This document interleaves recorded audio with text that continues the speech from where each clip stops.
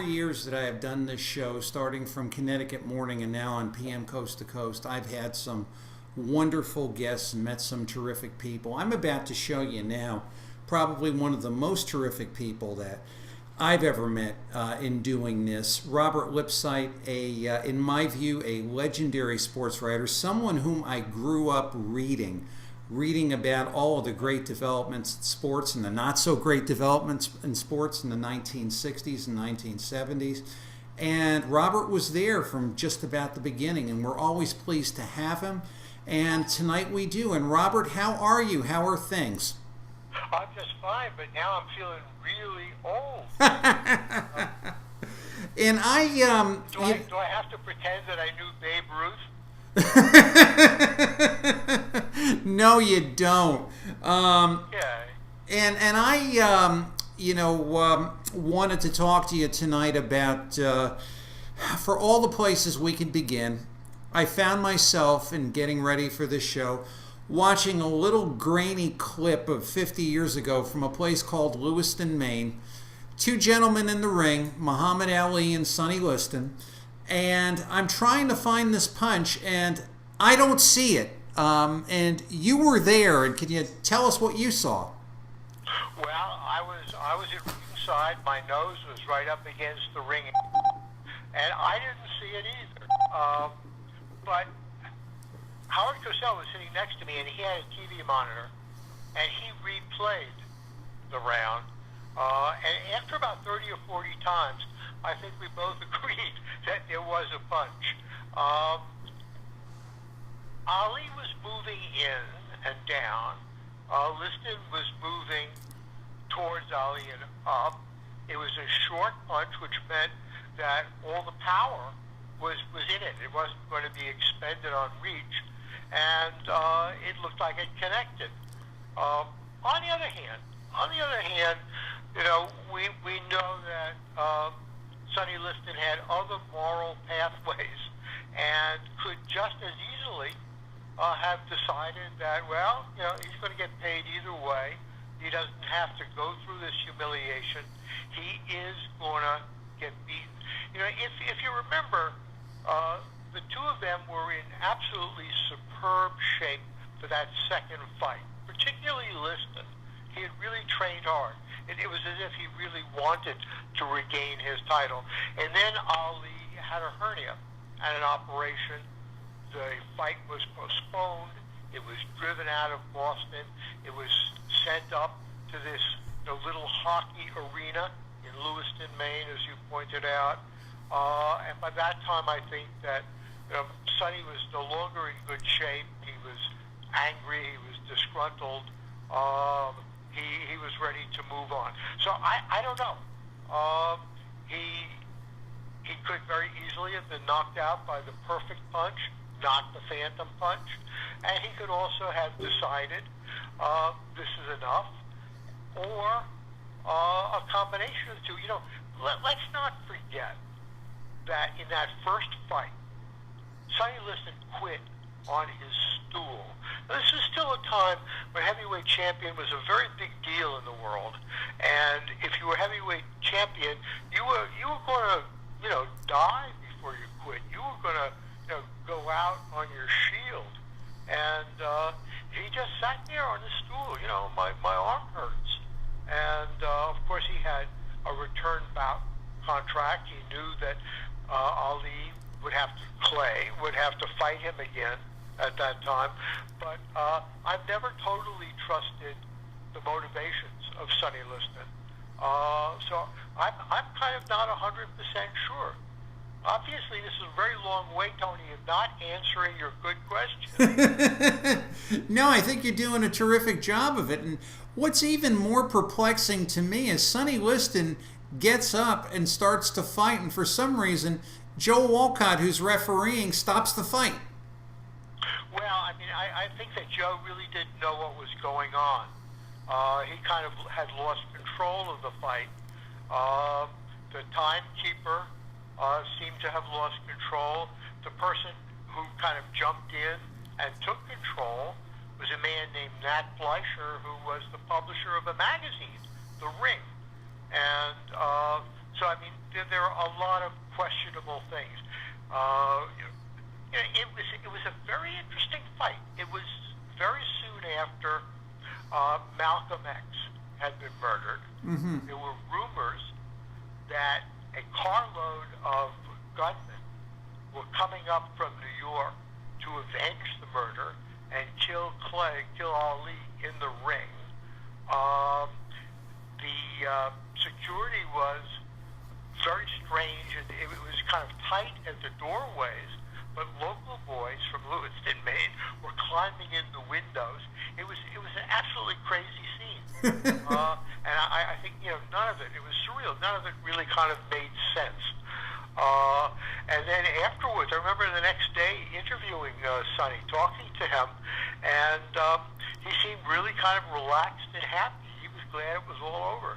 He was, on his way to Las Vegas, where he would, God knows, what he was doing once he got out there. I mean, there's a good book out about his murder by Sean Assail, an ESPN writer, and it's generally thought that he was knocked off in some kind of Las Vegas drug war.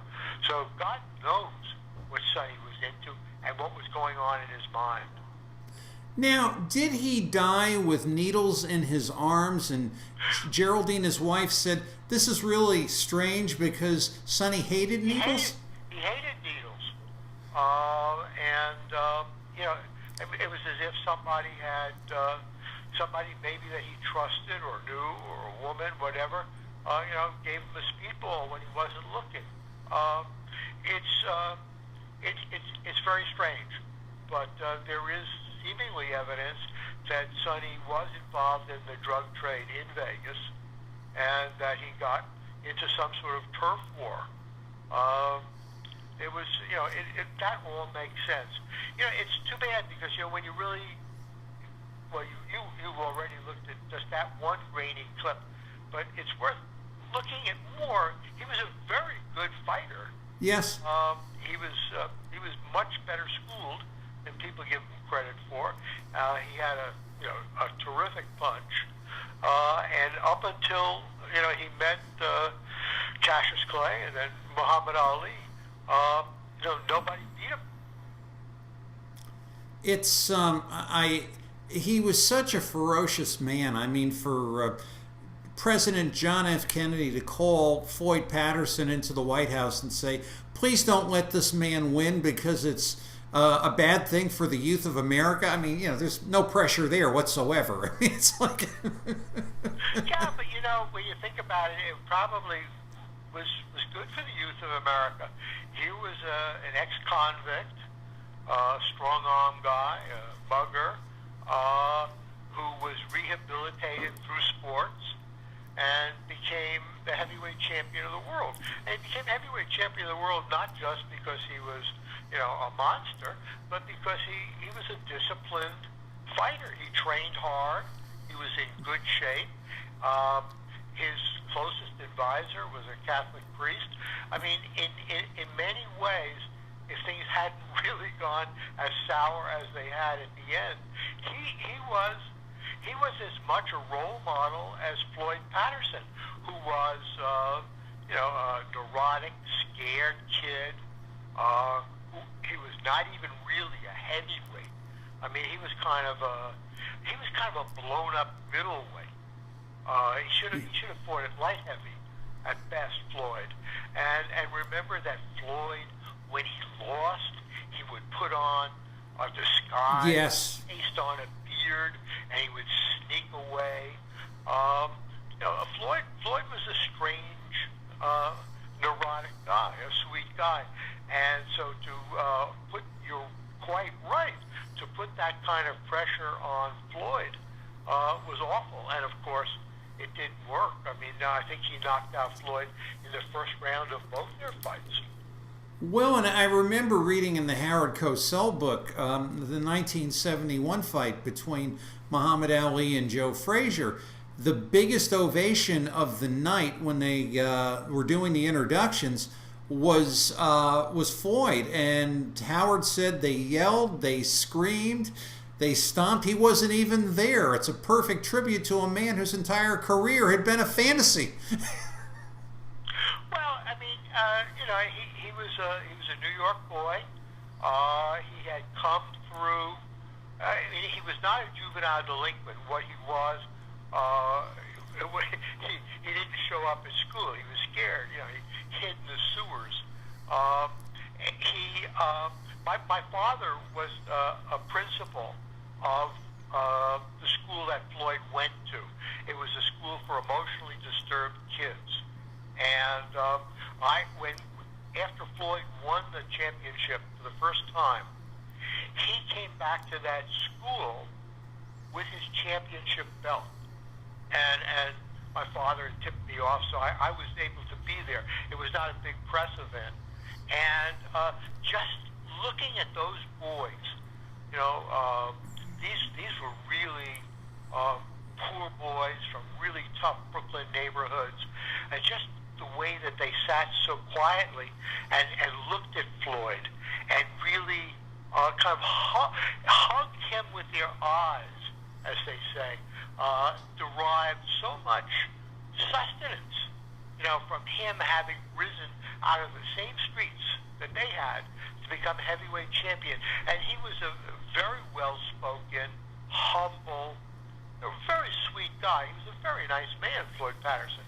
And to see what he meant to those kids, and by extension, what he meant to kids throughout the city and boxing fans and New York. I mean, he was an exemplary guy. But you're right. There was no way that he could fight the monster. Sonny, I remember, down towards the end, had experimented with a little bit of acting, and I just recall him, he really wasn't half bad. He maybe could have gone somewhere in the film industry. Well, maybe. He was smart. He was sensitive. He was, as I said, he was a good guy. It's too bad that things worked out that way for him, and that eventually he was humiliated. And then, as you remember, he was also terribly humiliated by Muhammad Ali, which I considered, Ali's ugliest fight. And this was somehow Floyd had, he failed to stop Liston, but somehow he was under pressure in 1965 to stop Muhammad Ali. Yes. Felt that a black Muslim should not be heavyweight champion of the world. And he refused to even call him Muhammad Ali. He gave him no respect at all. And so, in that fight, which I think that Floyd had went in with an injured back, but in that fight, Ali carried him for round after round, just so that he could torture him and deliver punishment, to punch him. What's my name? Boop, boop, boop. Give me a contender. Bring someone up here who can fight. It was terrible. It was the ugliest fight I've ever attended. And it was it showed a rare but very deep cruel streak in Ali. In Ali. But on the other hand, he took it. He did the best he could. He tried to fight back. Floyd could barely straighten up, but he didn't quit on his stool. He didn't go down. He did the best that he could, and he absorbed this terrible, unfair punishment. So, I think you're absolutely right. He was a good guy, and it's too bad that he came up in a time when there were two people who could beat him so badly.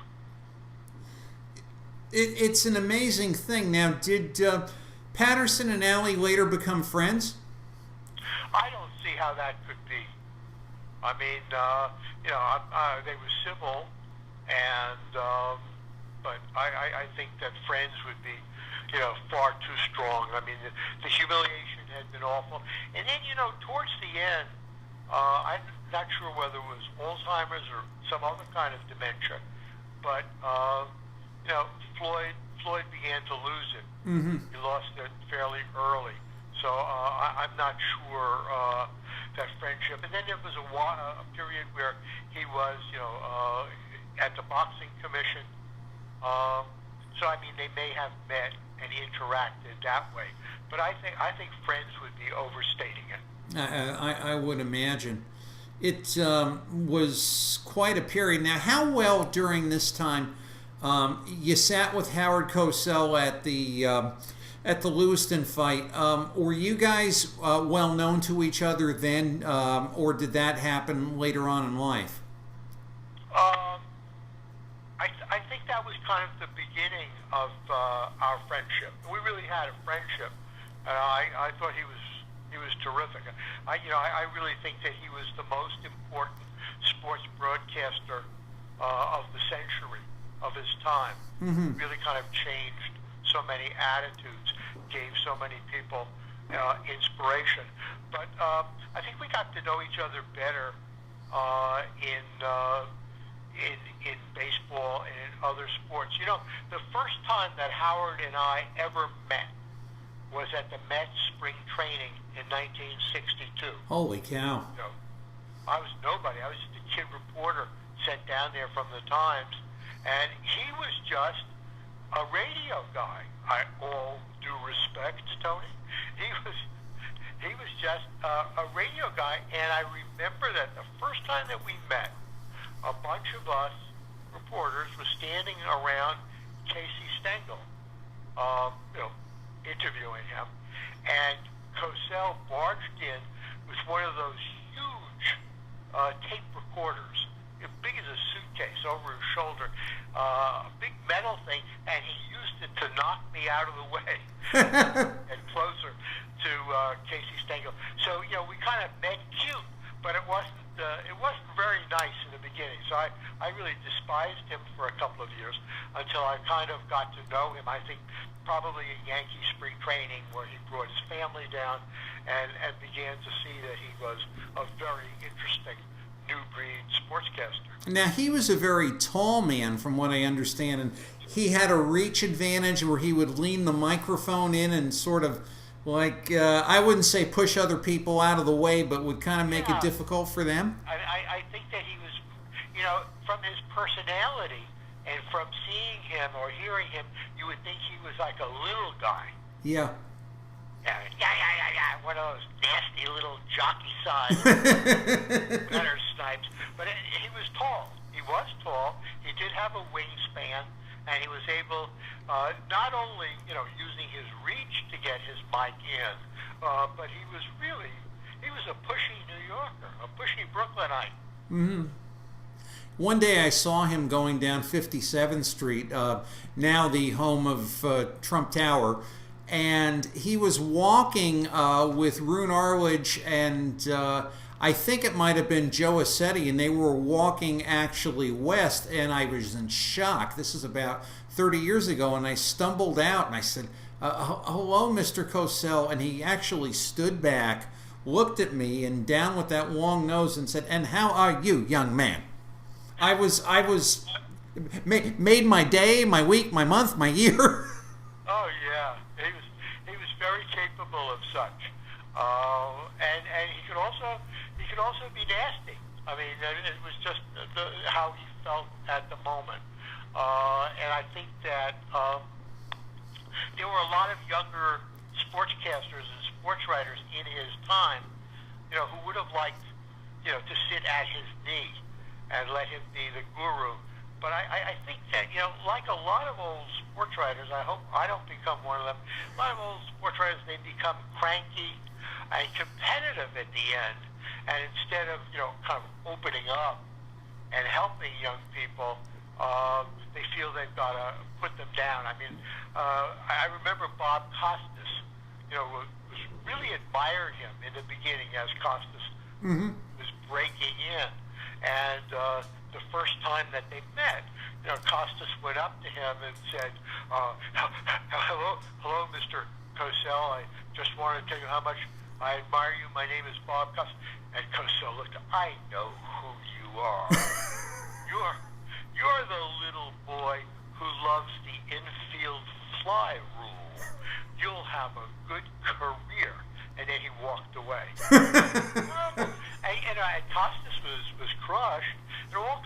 wanted to do was kiss his ring, you know? Amazing. And actually, I'm getting a signal here, and Mike, we will let this go on for another 5 minutes. I wanted to ask you about just to switch gears, Bob. You've also covered baseball, and I'm part of one of these groups that's very much involved in concern with the fact that Gil Hodges is not in the Hall of Fame. And I believe me, you can agree, you may disagree, but one thing is that you knew this man and you spoke with him. And tell us about Gil and what your thoughts are about that. Well, I don't understand the Hall of Fame at all. I think Roger Maris should be in the Hall of Fame. He was, not a great ball player, but he held the record for so many years. That counts for something. I think Gil Hodges was a terrific ball player. I think he should be in the Hall of Fame. Whenever I think of him, though, I think of Casey Stengel talking about how strong Gil was, and he said he could tear your earbrows off. He was an interesting guy. I thought he was a smart guy. He had kind of a sly wit about him, and he really kept things close to his vest. I was very impressed. I liked him that first year with the Mets, and then I was very much impressed with him when he managed the team. But I'll sign your petition. Yeah, it's honestly, truthfully, I think what's sad to me is the people who are his greatest advocates. They seem to be passing on due to age and stage, and I really would like to see it just for Joan Hodges' sake, personally. Right. But I agree with you, and but as I said, the Hall of Fame is a very mysterious thing to me. They've got some people in there who don't belong in there. I agree. And I think that the whole issue with steroids, it really kind of complicates anything that they do in the coming years. And what might be your position on that? A very good friend, a school friend, said to me today, the whole Selig era and how you really classify that. Was he an idiot? Was he an idiot savant? Was he a genius because he held baseball together? I scratch my head. I'd be curious to get your thoughts. On who? On Bud Selig. Bud Selig. Bud Selig was the perfect salesman. I thought, just because of the way he looked and the way he acted, and he was a small market guy, and there was no pomposity or pretension about him. I think there's this tendency to put him down. I think he did a great job. Look where baseball is now. You can't argue with it. Huh? You cannot argue with it. No, he guided baseball through this terrible time. Now, whatever you feel about steroids or his moral, his lack of moral stance about it, the steroids were very important in goosing offense, the home runs, and it was very important to baseball's resurgence. And then he backed off, when it was the right time.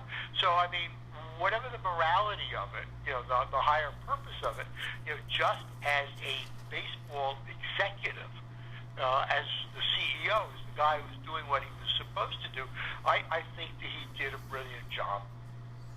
It's he held baseball together, and you have to give him that, regardless. And our last question of the evening, and of course we will have you back on in 2017, pending that we're all here by the grace of God, is I don't think we've ever had a good discussion about Jackie Robinson. And this is a man who personally I think might be at mythic proportions sometime, but yet I think he was an incredibly fine athlete and a great man. a resident of my hometown, Stamford, Connecticut. You knew him, you talked with him, and tell us about your days with Jackie. Well, I came in late to Jackie. I mean, I was just a kid. Believe it or not, I was a kid once. I was just a kid when he broke in, so I never covered him as an athlete. Mm-hmm. And much later, by the time that I got to know him, he wasn't a human being anymore. He was a myth. I found him interesting, complicated, not friendly, angry, sick man. And the closest that we got were these scrawled letters on American Airlines stationery. So I assume they were written in the air, complaining about one of my columns. I think that later on he was on the wrong side of some things, and I think that Jackie is a really marvelously complex character, and he's not one of these plaster saints. He couldn't have been.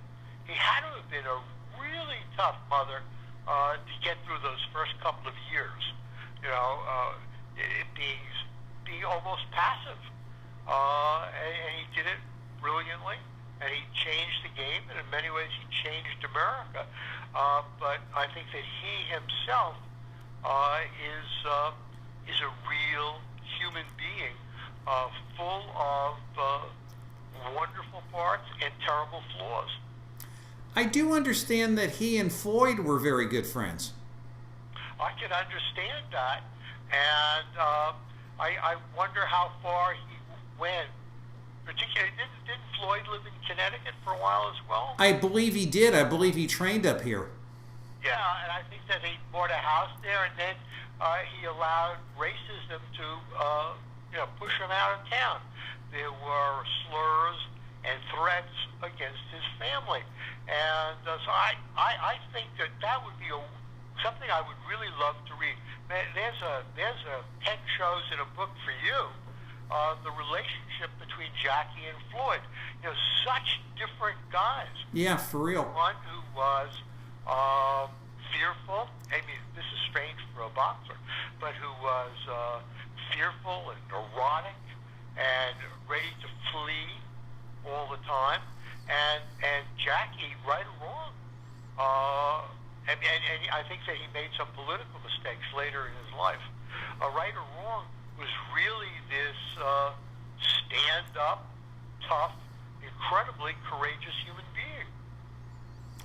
It's such a legacy, and it goes on for years and years and years, and I'm very blessed to have seen it starting as a child with the Mets up through the Alley era, up through the Met era, the second Alley career, and having the pleasure of following you all the way. And again, I thank you, Bob, for coming on. And what are your plans for 2017? Just to survive Trump and get back on your show. Well, honestly, truthfully, we were talking about that before, as God grants us another day. You're absolutely right.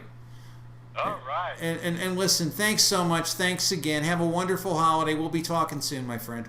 My pleasure. Happy New Year. Thank you. You too. Bye. That was the great Robert Lipsyte, and we're going to be coming back with something. We'll tell you what when we get back here. Tony D'Angelo on PM Coast to Coast. We'll be right back right after this.